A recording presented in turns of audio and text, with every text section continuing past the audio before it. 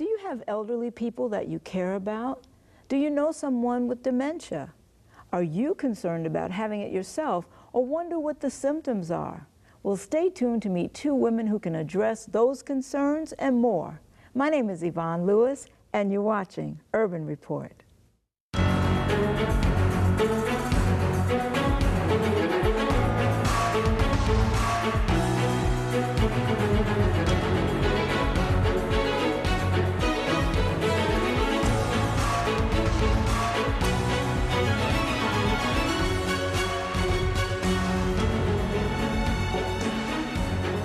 Hello and welcome to Urban Report. My guests today are Shelley Chatmon Hall, speaker and author of Dad's Got Dementia, Life After Diagnosis, and Lecia Bromley, Director of SDA Elderly Care. Welcome to Urban Report, my dear sister. Thank you for having us. Thank you for having us. Absolutely, absolutely. This is such an important topic, and one of the things that I'm so impressed about is that not only do both of you bring information about dementia, but you've also had first-hand experience with it. Talk to us about your journey with dementia. Let's start with you, Shelley. Sure. So my father was diagnosed with dementia in 2010, and what led to his diagnosis were multiple things, one of them including losing money, large amounts of money, a house that the note was not being paid, cars not being paid for, and other other health issues that brought on the diagnosis. So stress can bring on dementia? It can, yes. That was not his issue. His issue was brought on, he has vascular dementia, which is a blood supply issue. So he was having many strokes, and those go undetected, and so it eventually built up to where it was affecting his memory. Wow, and so how did that impact the family? When you first found out about his diagnosis, was he in an advanced state? Where was he, and how did that impact your family? Well, first I'd say that just hearing the diagnosis was devastating. There are 5 siblings, and we really had to kick it into high gear because when he received the diagnosis, that's where all of the bills and all of those things were going awry. So we had to kick in a number of different resources to try to put the pieces back together. So we had to look at his health and what was going on there. We had to look at he and my mother's finances and what was going on there. And we also had to relocate my parents so that they could be closer to us, not really knowing at that time what we were in store for. And we're going to come back and find out more. What about you, Lecia? What's been your experience with dementia? Yes, my mother's had dementia for about 8 years. But that also, to add, is that she also had a stroke as well. And during that time, we started noticing things that just was not right. She usually loves to be in the kitchen and cook, and then after a while, she didn't know where things went. She didn't remember to turn the stove off. She went to the bathroom and would leave the water running. We started realizing that there's something wrong here, that Mom needs to get checked. So when we did, they told us that she was diagnosed with dementia. And of course, she also had the mini strokes, and we did not know at the time that she had those strokes. So it became a life adjustment not just for her, but for her children as well. Because then we were in a position as to say, okay, Mom can't be alone. She's going to need someone in the home with her, and that starts a whole nother process. It's so interesting, isn't it, how when we're young, our parents take care of us, and then when we get older, we have to take care of them. At least if you're, a good Right. child, that you want to take care of your family member. In my own family, my grandmother had dementia, and it's unsettling because the person that they begin to exhibit other things, and so you begin to feel like, oh wow, this is okay, I have to deal with this. Each thing you just have to adjust to. So it's not just what you are saying is essentially, it's not just the person that has dementia that has to do a lot of adjustment. It's also the family, because that person becomes different. What kinds of things did you notice differently in your dad? Well, my father he still is he's a big man. He's just a big man. And he's always been able to walk into a room and just kind of command the room, not doing anything extra, but just his demeanor. And what I started to notice was that he had some childlike behaviors that just started surfacing, whether it was a giggle or, I mean, it was just totally out of character for him. So those are some of the things that were really, while it was harmless, it was really just unsettling because I had never seen that in him. He was always a strong person, a strong figure. So to see that was, you know, at the least, just very unsettling. Yeah, and you already shared some of the things your mom was doing, leaving the water on and not cooking like she was. Is there anything else? Yes, she became withdrawn. Withdrawn. She was in her own personal world. She was not as outgoing as she used to be. She's in a crowd. She doesn't participate in conversations. She just quietly withdrew. It changes the personality of the person. It just really, it changes them significantly. What's the difference between dementia and Alzheimer's? Well, that's actually an excellent question. And while I am not a medical professional, I've learned a whole lot. And dementia is actually, there's an umbrella if we had an illustration.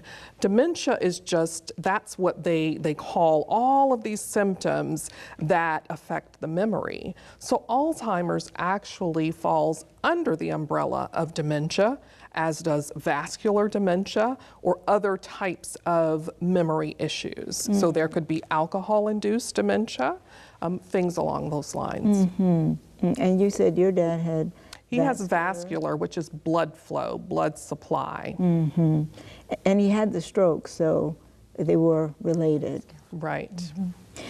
What led you to write the book? Tell us about your book. So this book, actually, it started with me vlogging. And I would vlog, which is a video with some type. And so I vlogged a lot. It was therapeutic. Plus, a lot of people were asking about how my father was doing. So I felt like that would be a good way for me to show them how he's doing and to give a few tips along the way. Well, I started receiving different inbox messages about other individuals who were going through the same thing. And so I would answer those questions as best I could. And then I decided, you know what? I think it would be a good idea just to put it on paper so that other people can benefit. And initially, we had to go through a lot of research. We had to figure things out by trial and error. And I just felt like it would be good if someone could just pick up a quick, easy read and get the answers. And it is just that. I read it, and it is excellent. It's got all little points in it. It talks about what you went through with your dad, and then things to look for. Right. So let's talk about from the beginning. Like, once you found out, you said that once you got the diagnosis, how did you and your family go into high gear? What did you do? Well, it was totally unplanned, this high gear thing that we went into, but we really had to address what we knew. We knew that he had dementia, He was not being treated in any way for dementia, so we had to look at his medical. What did we need to take over medically, and who did we need to get him in touch with from a medical community perspective? So we looked at the medical side, and then we looked at financial, because that was a big impact. You know, his condition, it really impacted my parents' finances. They lost their home, they lost cars, because of him not being able to pay bills. So we took over the bills and we got them squared away there. Like I said, we had to relocate them because we didn't know what was coming, but just from what we saw, we felt it would be easier to control if we could move them closer to us so that we could help. And we didn't even begin to think about things like, okay, he won't be able to drive soon, or should he really be driving even now? Mm-hmm. Those were things that we discovered once we moved them closer to us. Mm-hmm.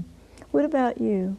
Yes. What are some of the things that you initially did when you found out your mom had dementia?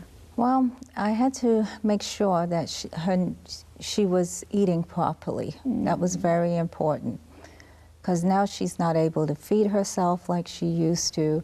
Then the activities of daily living, we had to make sure that she's able to dress herself, make sure that someone's there she could feed herself, so that wasn't a problem, but just to prepare the meals. Mm-hmm. Proper hygiene, you notice that, okay, mom's not brushing her teeth like she used to. She forgot, she didn't remember, you know, when's the last time she brushed her teeth, and that's not like my mother mm-hmm. at all. So there were some adjustments. We had to make sure that we had someone there to come into the home to make sure, help her with her daily living activities until someone came home to stay with her at night. Well, actually my sister who moved in with her. So she stayed there at night. During the daytime, we had someone to come in and care for her daily needs. So what I'm hearing is when you first get this diagnosis, it's really important to get the family together to talk about a plan of action. Right. How are we going to help our parent continue in the, if possible, in the style to which they were accustomed? If not, if that's not possible, how are we going to help them just from day to day? What are we going to do? And that's got to be an interesting place to be, because now you've got the dynamics within the family of, you know, well, who's going to take control, who's going to be in charge, and then the other ones might not like it. So, I mean, all of these things are things that have to be considered, I would imagine. Would you agree? Right, I would definitely agree. That was one of the things that we had to just come to grips with. There are 5 of us. Very strong personalities. The girls think we know it all. So where are you in the birth order? I am second to the youngest. Oh, okay. But probably one of the most vocal. So we had to come together, and the girls, there are 3 girls and 2 boys. The girls, we really took the lead. And our brothers, they provide us with the support. So we did have to come together, and we just worked out a plan of how we could tackle this thing.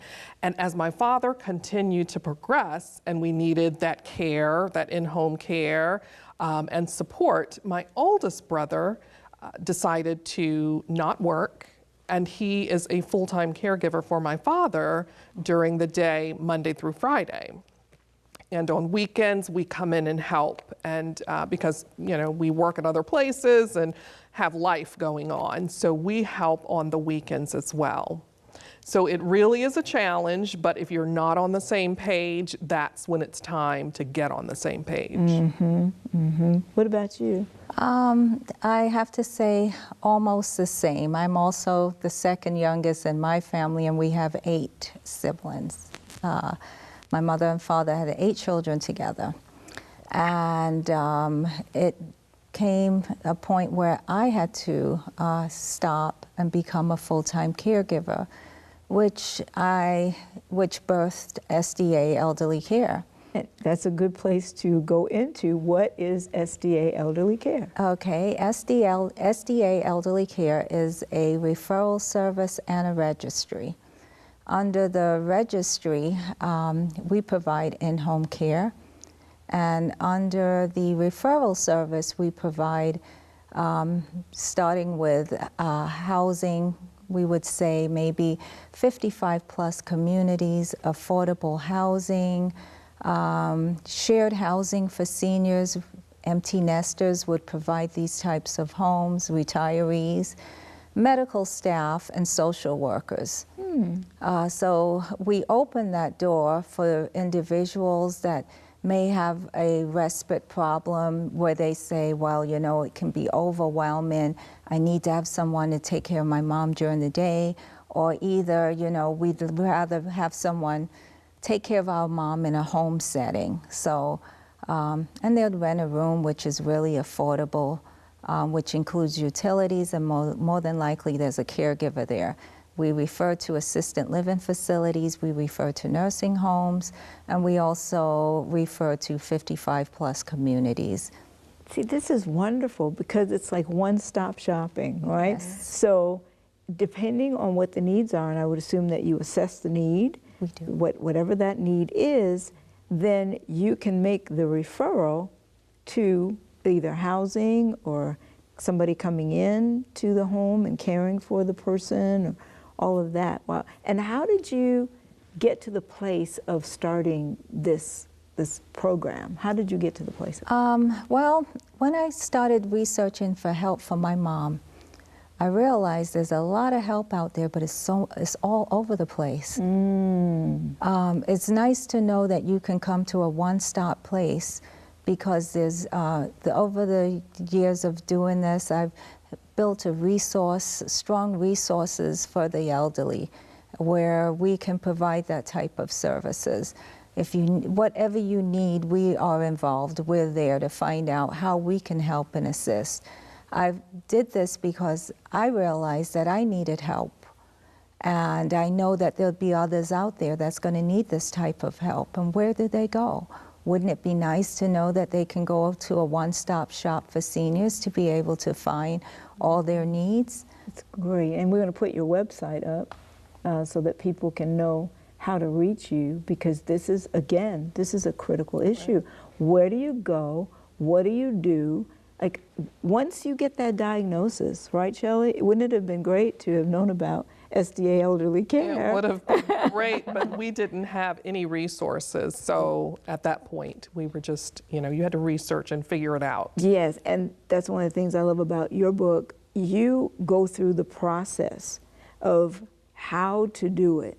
And then we can go to Lecia's program, SDA Elderly Care, for the actual treatment. And you're all over. And our viewers need to know you don't have to be Seventh-day Adventist to be a part of this, correct? Correct. We are a nationwide service, so we provide this service across the nation. We network with many different services to make this happen. Very importantly, I'd like to stress that if a family realizes that someone is coming down with dementia, and you realize that there's a diagnosis, or maybe not even a diagnosis of dementia, but forgetfulness, it's a good idea that they follow certain steps. Oh, let's talk about that. The steps that I'd like to stress is that first thing you'd want to do is to consider maybe power of attorney. Have someone that you would like to take charge of your affairs in case it does happen that you have dementia. It helps in a family setting as well, because sometimes you want to know who's going to be in charge, and then you'll have all these chiefs and not much Indians. Right, right. So it's kind of nice to know that Mom's appointed one person. The other list would be a list of her medications. Very important. It's important that she writes these down, so we'll have that information. And now you're saying to do these things before, do them as soon as possible, like before the dementia has been diagnosed even, because you do need to know you know, who does mom or dad want to be in charge, and what medications are they on? Good. The power of attorney. Yes, a list of your important documents. It helps the family.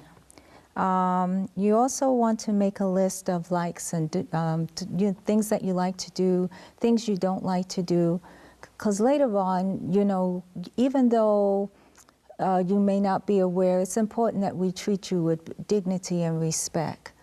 That's another thing. And then last of all, two last things.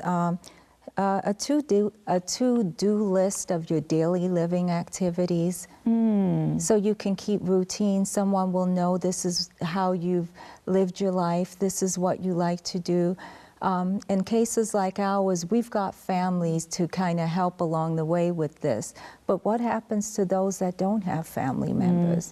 It'd be a good idea, so someone that doesn't know you and know your activities of your daily living, you have this all written down. And last of all, a living will. Why is that important? When you've got siblings, a lot of them, things can happen, not just even if you don't have siblings. You know, you want to know, do you want someone to resuscitate? You don't want anyone to resuscitate. Who's going to take over? Who's going to, you know, when you divide your means of living to your siblings or your spouse, you know, you want to be able to know, this is what I would want. I would want my property to go here. I'd like to donate it to the church. I'd like to donate it to 3ABN. These are important things that you want to, you really need to have in writing, so your family will not have to guess exactly what your intentions would be. How do you want to be buried? Do you want to be cremated? Do you want to be buried in a certain cemetery? Things that you would know, and you only would know, that you'd want to be able to share with someone you trust. Ah, that's good. What do you think about that, Shelley? I actually loved hearing all of those steps. They're very similar to what I wrote about, but like you mentioned, those are things that you don't think about on the front end. Right. And we really should be thinking about those. So now we don't really have to guess, because we are family, so we know the things my father would love to do, things that might irritate him, so we can avoid those things. We know he loves to be outside, so we take him outside and for car rides and things like that. But just being prepared it just makes the whole process smoother.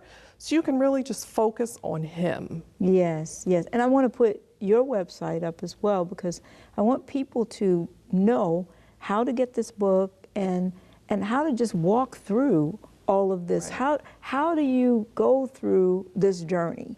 You go through it step by step with the information that both of you are giving to us, and it's super important. What are some of the resources, Lecia, what are some of the resources out there that, that you found for people around the country, different organizations that help with different things? There's so many. We have the United Way. There's also the Area on Aging, very big resource. There are many different social services that are out there that can help. Some people will start with different agencies. There's so many, I've got such a list, the list goes on, but the top names would probably be the Area on Aging. I just wish that I had a book like this so I could, you know, read and really understand it. I really suggest strongly that anyone that's listening, it's really nice to read up on it, find out about it, be prepared. It will make your life a whole lot easier. So the first step with an aging parent is to do what? The very first step that you would recommend? I would recommend, even if they're not showing any signs of dementia or even illness, is power of attorney. She mentioned that. Medical and financial. Okay. That is important so that you can even navigate when you're taking your elderly parents to the doctor. And also being a participant in those doctor's appointments. Once you reach a certain age, a lot of people are not as sharp as they used to be. So it's always good to have that support. And I remember once my father was diagnosed, I really started paying attention to people around me. And I went to my own doctor's appointment and I saw a husband and wife who were elderly. And they started filling out their paperwork to be seen by a doctor. Meanwhile, I had gone in, I had gone to my visit, and when I came out, they were still struggling with that paperwork. And that just touched me because they were older, they probably did not have dementia, but they needed that support. So those things are really, really important just from the very beginning. That power of attorney is critical. I'm the power of attorney for my dad, and I'm always asked, are you the POA? Are you the POA? And if once you say yes, they can discuss everything with you because HIPAA laws say that, you know, the medical information can't be shared unless you have permission. So it's all of that that goes into it. If you don't have that POA, power of attorney, it just saves you so much time and bureaucratic stuff.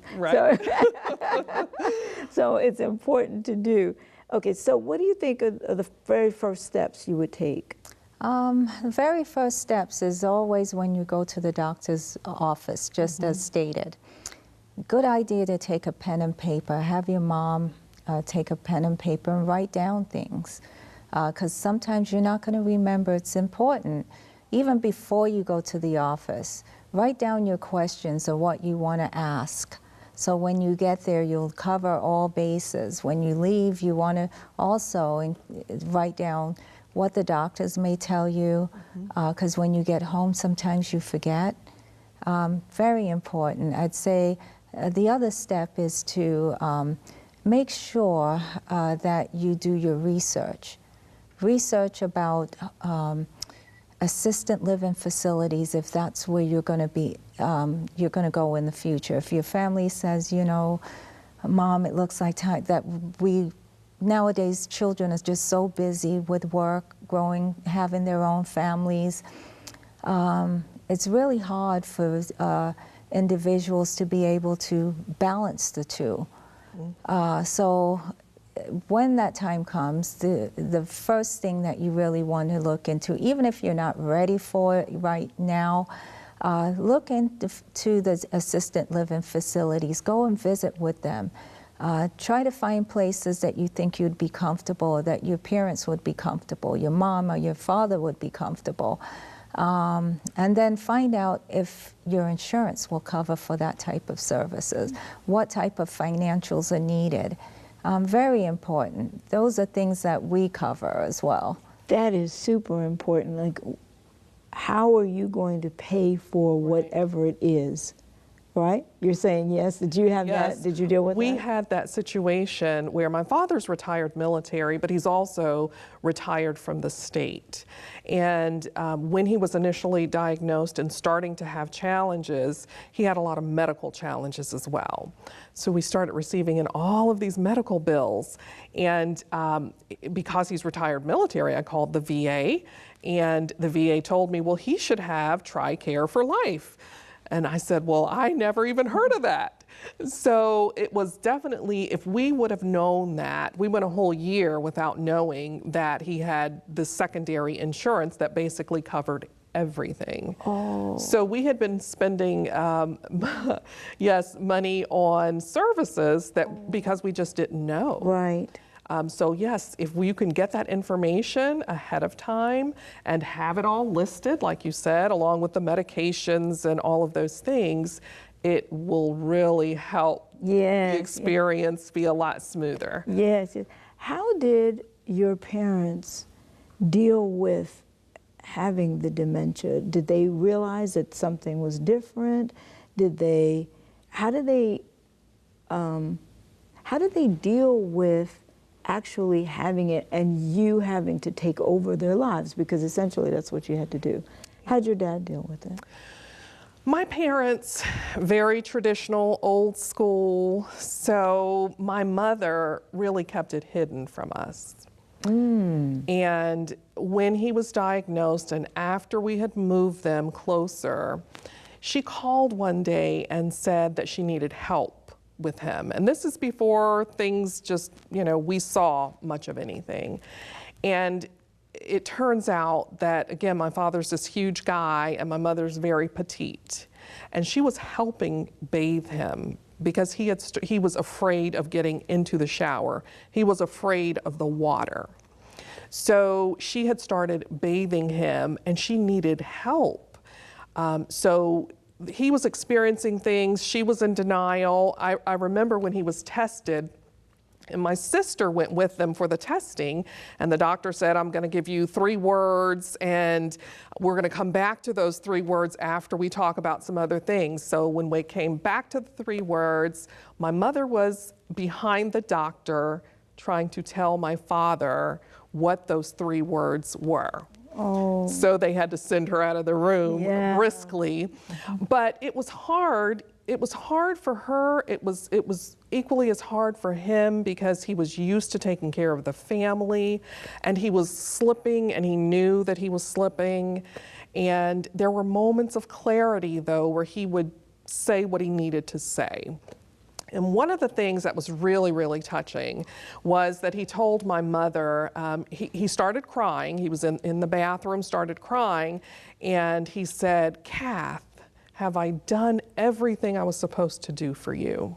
Aww. And she said, yes, Bill, you have. And he asked her again, have I done everything I was supposed to do for you? Because they've been married for over 60 years. And she said, yes, Bill, you have. You don't worry about a thing. I've got it from here. And that was just so, so touching. That is so sweet. Right. He was still being in He was still concerned. Role. Yes, right. Yes, playing the role of husband, right. house band, the one who takes care of right. the family. And he was making sure he was making done. sure. That is so beautiful. Yep. That is beautiful. What about your mom, huh? Yeah, I really think that they know when they get to that point that something's changing in their lives.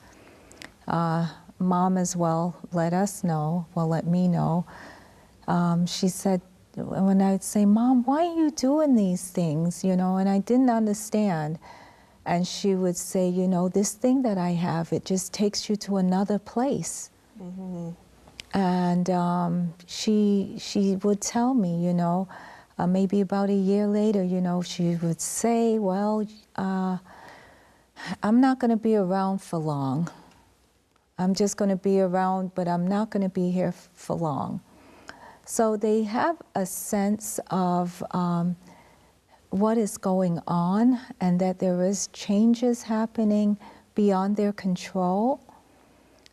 It's very important to listen to them at that time. Mm-hmm. There's changes and there's messages that they're sending to us that now that I look back, I realize Mom was reaching out to us to prepare us for her changes and what was going to happen to her. Listening is really important for those that have parents. When, be understanding. Don't ask Mother, why are you doing this? Or you can do better than that. They really can't. Mm-hmm. It's just a process that they're going through. So the patience is so important with the loved one because they are changing. Right. They know they're changing, and there's really nothing they can do about it. Sometimes you're repeating yourself over and over. Some of these things, I'm checking myself out. I start saying okay, and I'm forgetting things, but anyway. So, I think we have to be patient with those we love and make sure that we're hearing them. Right. Just like you said, we have to be sure that we're hearing them because they will let us know different things in their lucid moments. And they do have moments of lucidity. Oh, they absolutely do. And that's why probably I am just pro in-home care. Let's talk about it. I think there's a perception out there that once you are diagnosed, once you have dementia of any kind, that you are not the same person you were. And that's just not true. Okay, let's unpack that. That's not true. We have been with my father over these 7 years now, and as he declines, there are still things and personalities that come out. And he will even say a word just out of the blue. And it's, one time he called me Aunt Runel, which is his sister. And it was like, Dad, where did that come from? How did you know to say that? So you will miss those things and those times when there are glimpses of them, and even when they have some clarity. My father is late stage, but he still has glimpses of his old self, and he still may say something, and he doesn't speak in complete sentences anymore. But he may say something that tells you, you knew that. How did you know that? And so if you just prematurely put your loved one in a facility, they decline faster. They need to be around things that are familiar to help with that memory, and they need to see the people that they're used to seeing. So my father can't call my name. He always calls my older sister her name. He still calls her name, but he knows who I am. He knows my voice. He knows our voice. And so that's so important. So you still see your daddy's still in there. Absolutely. It's just, there are just some changes. It's a different version, but he's there. That's good. Yeah, I like that. It's a different version of your dad. Right. But he's still there. It's kind of like, there was a book, Stroke of Insight, and I read some parts of it, and one of the things that the author had a stroke, and she was a psychologist, and she kind of documented later what she went through, and she said she was still in there. People would come to the hospital and talk around her as though she wasn't there, but she was still in there. Right. And she could hear what they were saying and all that and not really respond, but she was still there. And I think that's what you're saying, that your loved ones are still there, that you still have to treat them with dignity and respect and keep trying to stimulate them mentally. Absolutely. Because I think that that's one of the things with my dad that I'm seeing, that if we stimulate him mentally, we talk about things, like if we start singing, like our pastor, John McCain, who's also a dear friend and like a brother, my dad was his principal, so he and Angie come to the nursing home, and they'll talk to my dad and sing to him, and he'll start singing, or he loves it. So I think it's all part of that, that whole idea of reminding them of who they are, bringing them back to there. You're nodding. Do you agree? I think what we've just stated here is very, very important. If you don't take anything else away, just know that that person is very much there in ways, and they will let you know. Because if you think, oh, we can put them out to pasture, you know, you can't really do that, because they're there. I've experienced everything that you've just said with my mom. And toward the end, I can say this, just to let you know that God is actually with those throughout their life, even when they have that type of illness. And they know, my mom was still praying, which was amazing to me.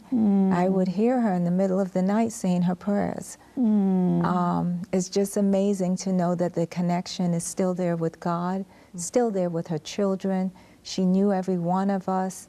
She had late-stage dementia. It's just amazing, amazing. That's such a good point, Lecia. I think we need to expand on that a little bit, because one thing about our God is that he is so faithful. Yes. And the prayers of his saints, even when they can no longer cogitate the way they once did, even though they don't, you know, they're not all together anymore, he's still their God. He still hears their current prayers and the prayers that they prayed for us forever. I mean, he's still our God, and he still takes care of them. What did you find was or if there was a spiritual impact of dementia? You're saying, Lecia, that your mom still prayed. What about your dad, Shelley? So my father, he doesn't speak in complete sentences anymore, but he knows when it's time to eat and we say a blessing, he knows to say amen. And sometimes when I love bedtimes for him, because when he's in bed, he's relaxed and we have to put him to bed at a certain time. He's on a schedule. He's relaxed and he will just chatter and say different things, and he will go into, sometimes he will say, "Thank you, Lord," or, you know, and it's like, "Dad," you know, the same thing. How did you know? So it is, and we pray with him, and he knows, he's humbled by it. I mean, he will close his eyes and he will say, "Yes, Lord," and you know, it's just in him. So he hasn't lost it. It's been a comfort for him all of his life. So it's a comfort to us because we feel my father's calling and election is sure. We know it, and so we are just keeping him comfortable for now. Yeah, and that's all we can do with our loved ones that are going through it. Just make them as comfortable as possible. Surround them with people that they love. Continue to read to them and talk to them and sing to them. Yeah, that's another point that's very, very well I need to address. Singing. They've just discovered that singing songs for the dementia and Alzheimer's is very important. They did a test and they wanted to see how these individuals would respond. These were patients that were non-responsive. And when they put the headsets over their ears and turned on familiar music from back when they were young and they heard that music, they responded, and some were even trying to sing the words. I have to say music plays a very good part in healing and progress, I'd say, of those that have dementia. My mother, the last thing I wanted to say is before she died, the morning that she woke up, she looked really puzzled. Like the morning of her death? Yes. She looked like something was bothering her, or maybe she wanted to say something. And I looked at her and I said, "Mom, why worry when you can pray?" Those were her own words that she would say to us. And she kind of looked like she really understood, even though she wasn't verbally expressive. And then something told me, "No, you need to not work this morning. You need to spend time with her." And I did. The amazing thing is that I started reading Bible scripture that she knew, just short ones, because I know their attention span's quite short. And then I started singing and playing her music that she liked over the iPad. And I told her that a day's going to come when she can walk and not get weary. She will run and not faint. And she was just so happy to hear that everything was going to be made new again. I told her, "Mom, you're going to be made new again. We're going to be there together. We'll be able to see each other." She was so excited to know that there's hope, that this is not the end, that she's got a better life awaiting her. And it sort of brought joy to her and comfort, not only to her, to me, to see the look on her face, to see the smile that she had on her face. And the amazing thing is that she just stared at me like she really knew that what I was saying. I just thank God that I had that moment to have that morning worship with her. to have that personal time with her, to make her lift her spirits. Yes. Gave her hope for another day, and to let her know, I said, Mom, you're not always going to be this way, laid up in the bed, not able to do anything. The day is going to come where all things shall be made new again. And that was the morning that we had with her. And just so happened that she never really speaks. So when the caregivers came in, one of them was an aide, the other one was an RN, and the RN just noticed that she just was having a good day. This was her last day, though. What we didn't realize, I didn't know at that time that this was, neither did the nurses, because she was so attentive. She said, well, when the nurse was turning her, she said, just take time with me while you're turning me, and we were shocked. Then the other nurse, the aide that came in, she said, Mrs. Marr, aren't you going to give me a kiss before you leave?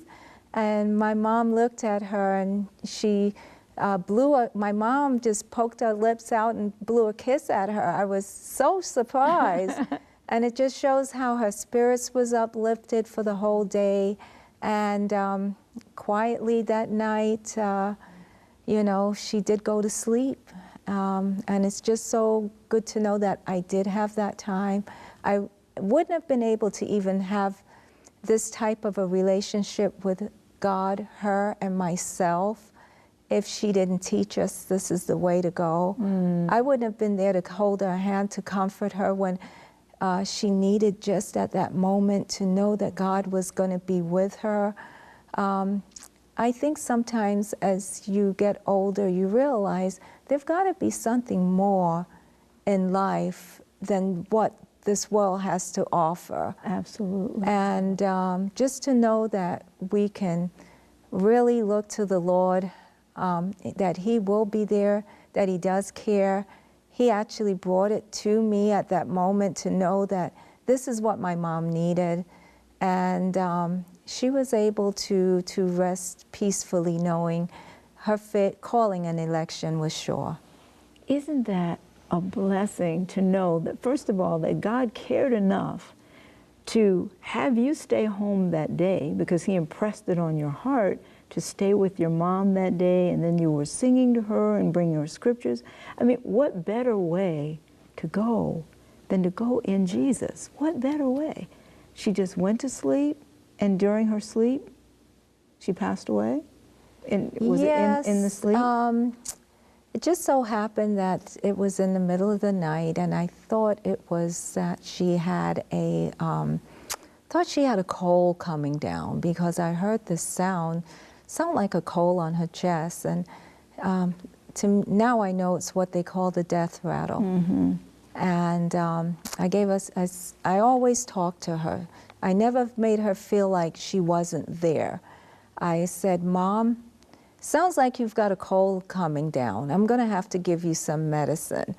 And that's how I always communicated with her. Even if she didn't communicate back to me, I always talked with her, and it really helps. Anyway, I gave her the cough medicine that night, and I was getting ready to go back to bed, and I said, I'll just turn the TV on so you can watch TV since you're wide awake. And turned to walk away, and then I heard that sound again. I said, Mom, I'm going to put the nebulizer because I think you're really coming down with something. So I put the nebulizer on. And after I put the nebulizer on, I said, something's not right here. She just doesn't look the same. And then I decided I'd call the nurses. So I called them and then told them what was happening, and they said, okay, we'll send someone out. By this now, I started seeing that she was closing her eyes and just going quietly.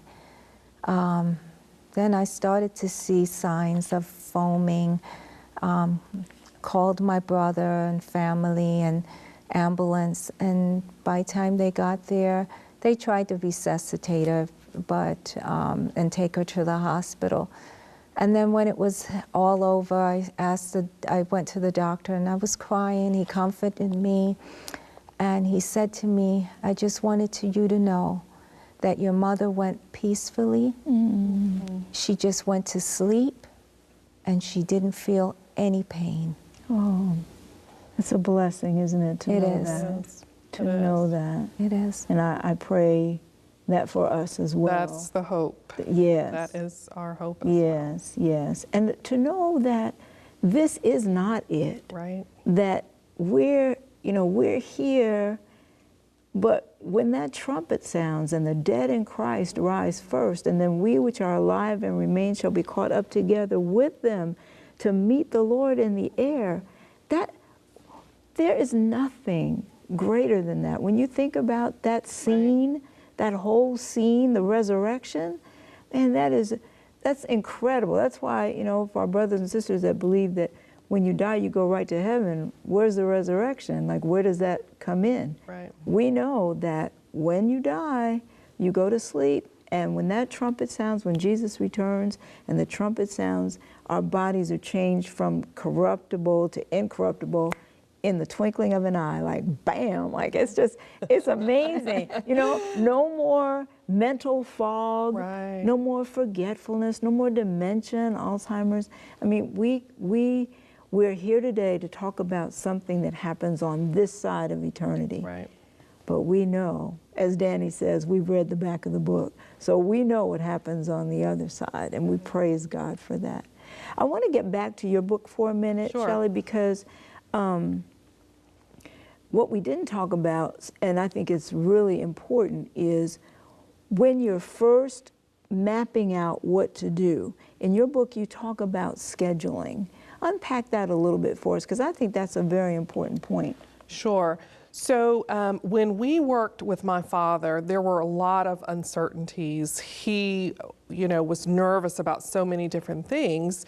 And what we found was that if we can map out his day, he can anticipate that each and every day, the exact same things happening at the exact same time.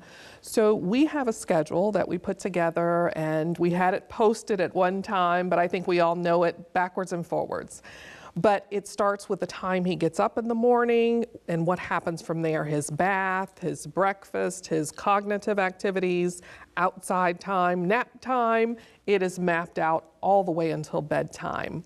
And the reason why that's so important is because a lot of times you'll hear that someone's patient, dementia patient or loved one is acting out. They're not cooperative. They might be aggressive. And that helps with putting them on a schedule so they can anticipate things, and also so that they don't run into sundowning or sundowners, as I call it, in the evenings, where they do become a little more antsy and maybe aggressive because they're just uneasy.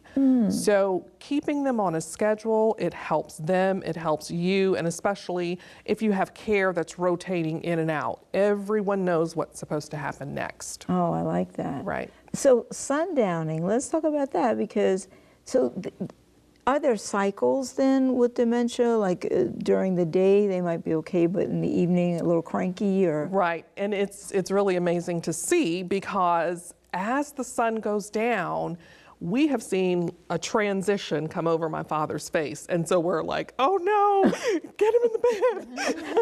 Hurry, get him in the bed. Because their vision, first of all, they start to see shadows instead of, people. They're seeing shadows. So you have to make sure the room is well lit and that you can get them in bed as quickly as possible, because they are then in protective mode. They don't know if they should be protecting themselves from you because they can't fully recognize you. So yes, when that happens, you can see the difference come over his face. You can see it in his eyes. And I remember one time my brother called and said, I need you all to come over. Dad has sundowners. And when we got there, he had backed himself into a corner and would not let my brother touch him. So we had to distract him, because that's, he can get distracted very easily, and it can help us if we can distract him. So we had to distract him to get him out of that corner and then get him into bed.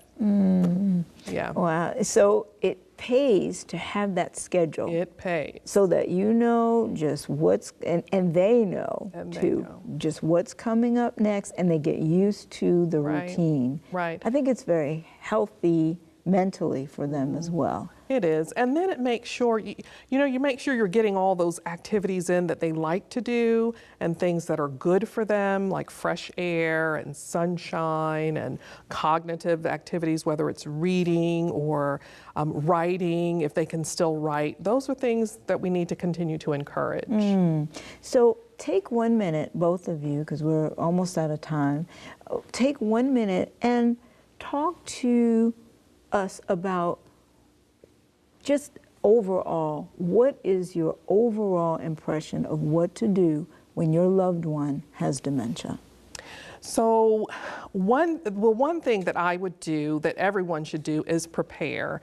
And not just my book, because it does outline step by step what you should do, but prepare your family, come together as a family, prepare your loved one who's suffering from it without trying to drill it in them. They don't need to retain it, but you want to make sure they're on board with what is coming. So prepare, prepare, prepare.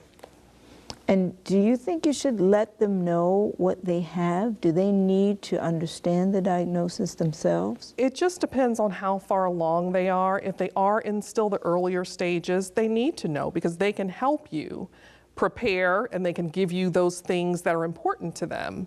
So definitely. And let's put up your website again for your book. Let's put that up there so that you know how to get the book and get it and read it and incorporate what's in there. And then, Lecia, what do you say? 1 minute. I would say show them lots of love. Hugs, kisses, they appreciate that. They still want to feel loved, and always be patient. Understand that this is an illness, it is out of their control. If they act out, just understand this is not aggressively towards you, it's because of the illness that they have, and be understanding. And why should people contact SDA Elderly Care? Because we have resources. We can point you in the right direction and help you to get started on this very long journey. That's great. You guys, I can't tell you how much I appreciate what you've brought to our viewers. I always like to bring the viewers information and resources, and you have really provided not just the resources, not just information, but also transparency. And for that, I'm really appreciative, and I know that you are too. So, thank you both so much for being with us. Thank you. Yay! You guys really were a blessing. If you have loved ones that you're concerned about with this issue, talk to them. Prepare for this. Do some research. Contact SDA Elderly Care. Get Shelley's book, Dad's Got Dementia. You can do it. Work with your family member. Thank you so much for being with us. Join us next time, because you know what? It just wouldn't be the same without you.